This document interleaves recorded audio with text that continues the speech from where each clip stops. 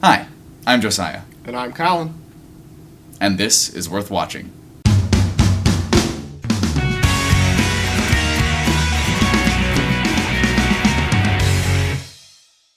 Alright, so this is not Anna. No, Anna has not left the show. The show is going through some changes right now. She's currently out of state for a couple months, so we had to find a replacement. So my friend Colin here is filling in for her. He's also a big movie buff, loves movies. So he'll be filling in for the next couple weeks. Probably might have a couple of guest hosts on while things get sorted out and we get things back on. But don't worry, Anna will be back on the show with me. That's why she's still in the intro. So the movie we're discussing this week is The Wolverine. Which is, in my opinion, a far better Wolverine story than X-Men Origins was. Definitely. I would definitely agree with that. Yeah, for sure. The action was much more intense. The acting was better. By far. Yeah, and the story was a lot more straightforward. For that matter, the story is, the movie opens with the American attack on Japan, of Nagasaki.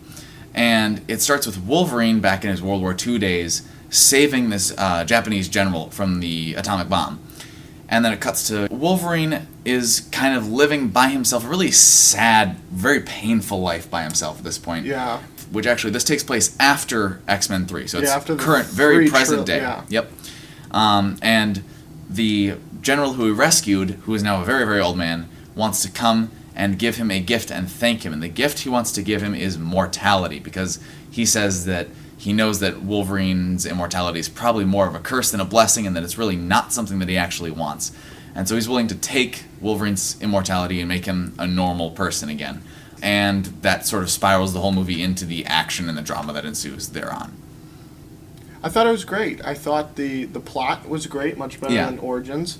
Yep. It definitely had a more steady incline to it. It wasn't all chopped up and blotchy and for sure, and stuff like that. It felt like it had a meaning to it. You know, right. It just wasn't gun ho. He goes on a rampage. Killing. Exactly. There was the movie. I'd say the tone of the film is definitely one of sort of vulnerability, and I mean, you put it earlier when I was talking to you about sort of him finding himself. Yeah. Because in the movie he ends up losing his invulnerability, and that's a huge thing for Wolverine, because his entire life he's been able to regenerate and stuff, and now he's not. And so but even when he's still physically invulnerable in the movie, he is also still emotionally vulnerable to a huge degree, and you get to see a lot of this.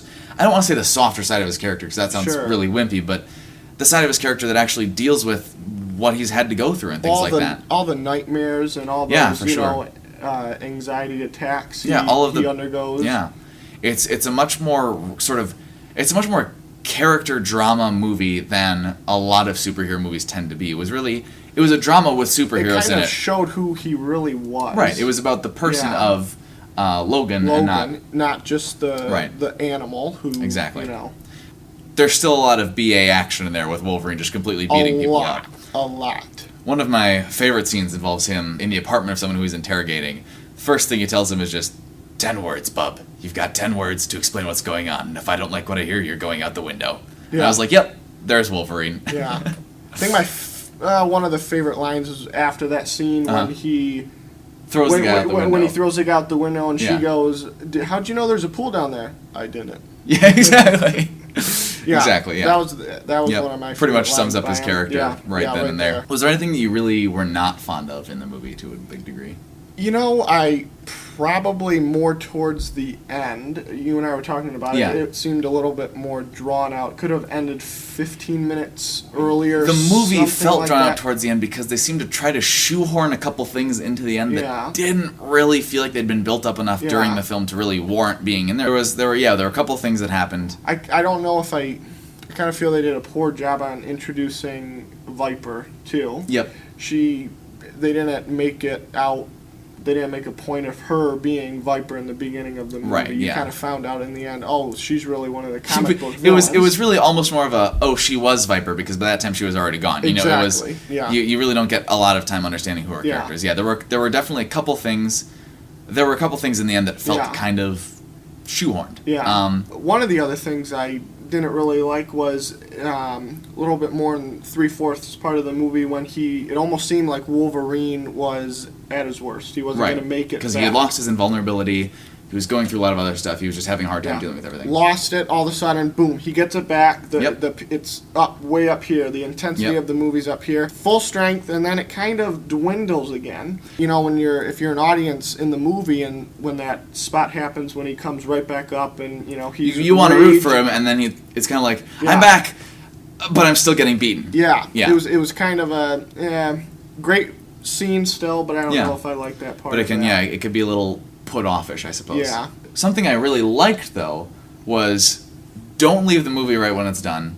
No. Because about a minute into the credits is one of the best after credit scenes I've seen in a really, really long time. A long time. It really made up for a couple of the shakier parts of the ending of the movie. Yeah, it was. I mean, we were just sitting there in the seats going, "Oh boy, oh my gosh, this is awesome." Yeah. It was a really great little after credit scene that they threw in there for the fans. So it was a lot of fun. What would you give the film on a rating of A through F? I'd probably go with a B. Honestly, I'd probably give it a B. Yeah, I mean, it was. I enjoyed it a lot more than I was afraid I was going to. Yes. But I was going in with. I wasn't going in with high hopes for sure. I thought being a sequel to Origins, it might not be that great. Yeah. Yeah, luckily it's completely different though, and it's a lot of fun. It's a movie with superheroes in it. It's not a comic book movie. There's thrill, drama that you'd get in, and more of a really good drama. Character development in there too, which is something that I really appreciated. Yeah, and so I guess with all things considered, I have to give the film. I'd say I want to give it an A, but I'd say just because there were a couple things in there. Sure. That weren't quite perfect, I'd have to give it a B. Yeah. But a very high B, because I thought it was really, really good. And it's something I would buy, actually. Yeah. And I don't say that a lot, but it's something I'd buy and I would definitely watch again.